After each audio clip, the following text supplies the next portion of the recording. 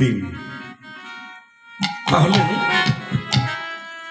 Negative positive, এই যে আলো, এই যে আমরা সাউন্ড সিস্টেমে কথা বলছি, দুইটাই আছে। তাহলে দুইয়ের গতি যেন ঠিক থাকে। এই দুইয়ের গতি ঠিক রাখতে গেলে রাজা হরিশ্চন্দ্র তার স্ত্রীটা সে হয়েছিল অর্ধাঙ্গিনী। মানে যখন নিজেকে দাস হিসেবে গুরু দক্ষিণা দেবার সময় যখন দাস হিসেবে বিক্রি হয়ে গেল, তখন সেখানে অর্ধেকের গতিবিধান শৈপা তাহা গ্রহণ করেছিল, সে সহযোগিতা করেছিল, সেও দাসী রূপে আখ্যা নেই, স্বামীর ঋণ শুধিবার পরে নিজেও মানে দাসী হিসেবে বিক্রি হয়েছিল।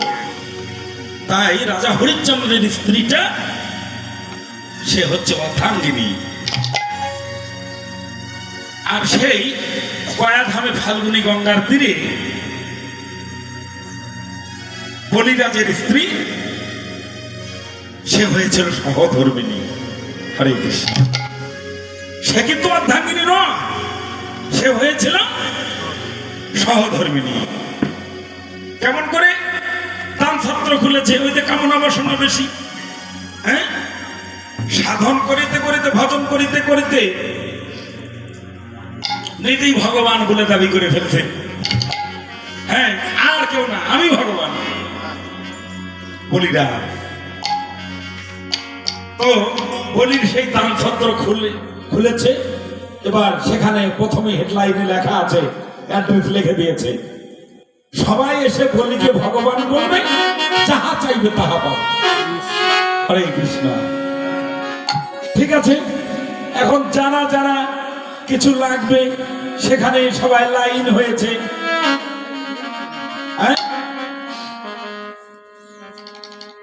সবাই লাইনে দাঁড়িয়েছে, যে যাহা চাচ্ছে তাহাকে তাহাই দিয়ে দিচ্ছে।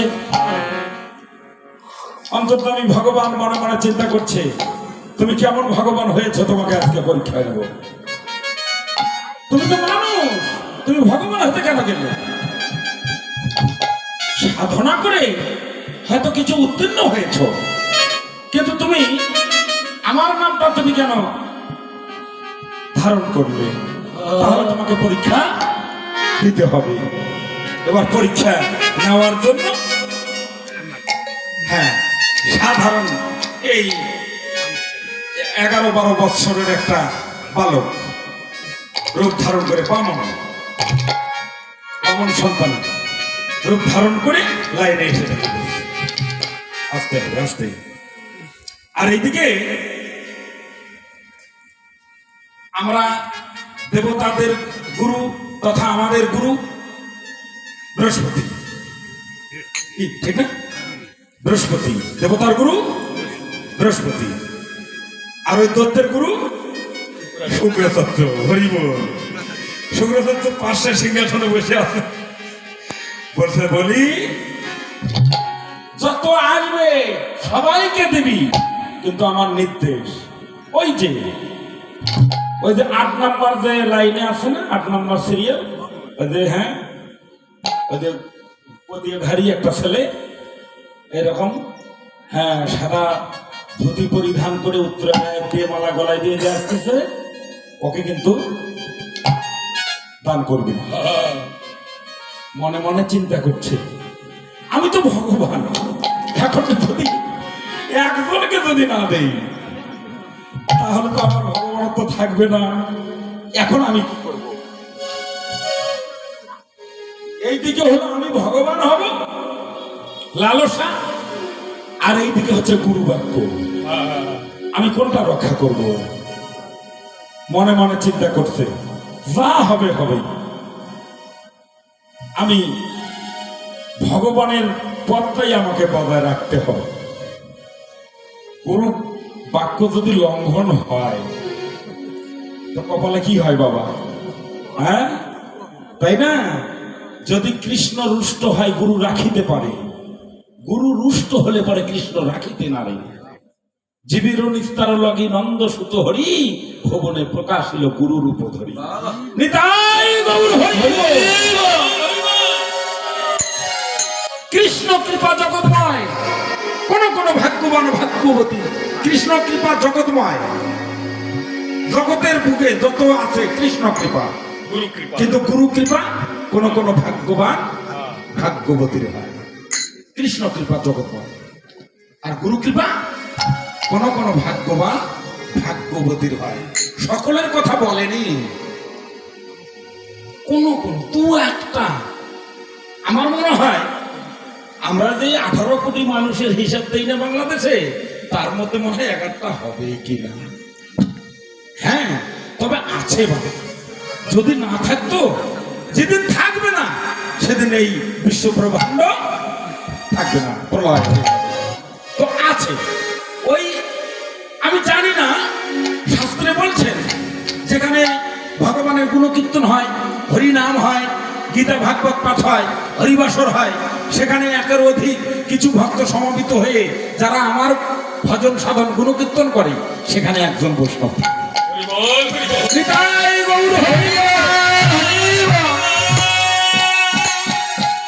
যদি সেখানে যদি একজন থাকে, কেবল তার কৃপা গুণে আমরা এই গ্রামবাসী, এই হরিবাসনের কারণে এই গ্রামবাসী যত পাপী তাপী, আমরাও যারা এসেছি পদকর্তা হিসাবে,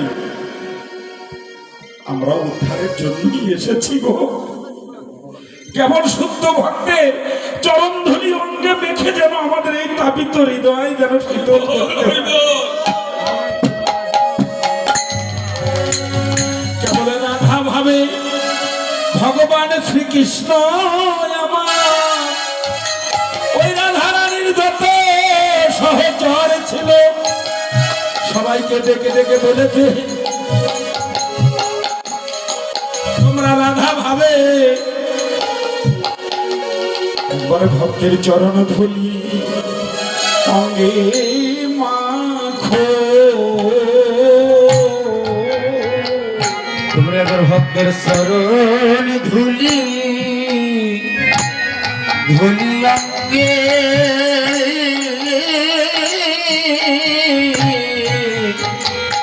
অঙ্গে মাখো। তোমরা রাধা ভাবে ভক্তের চরণ ধুলি অঙ্গে অঙ্গে মাখো। তোমরা রাধা ভাবে ভক্তের চরণ ধুলি অঙ্গে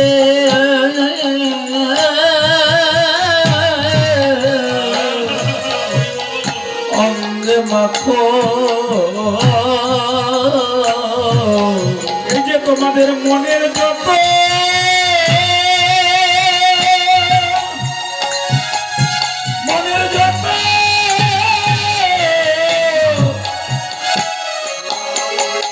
কেবল কামনা বাসনা সব কিছু ধুয়ে চলে যাবে।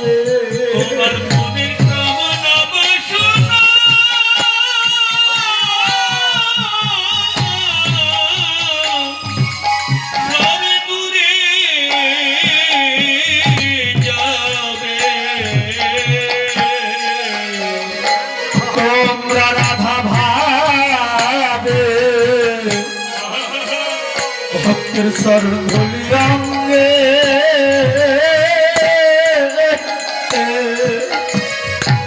হরি অঙ্গে মাখো। আমায় দাও দাও সবে, আমায় চলে ধুলি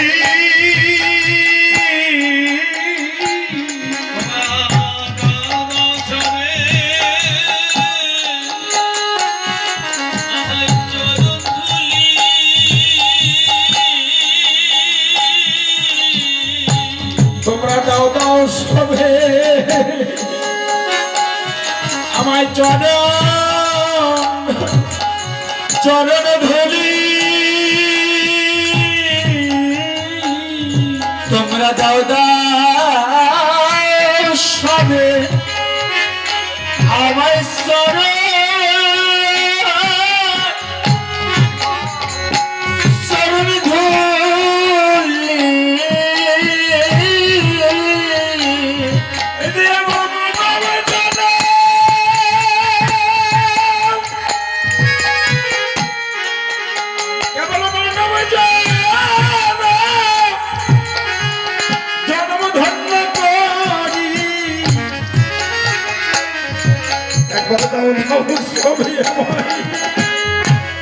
আমায় চরণ ধুলি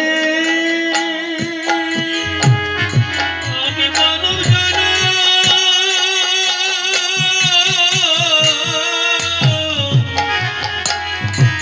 আমি ধন্য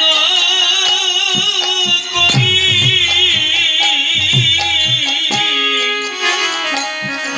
তোমরা করো সবে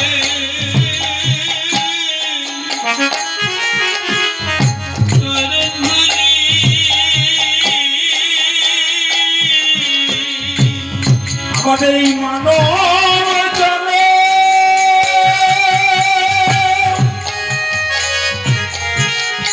এই যে মানব জনে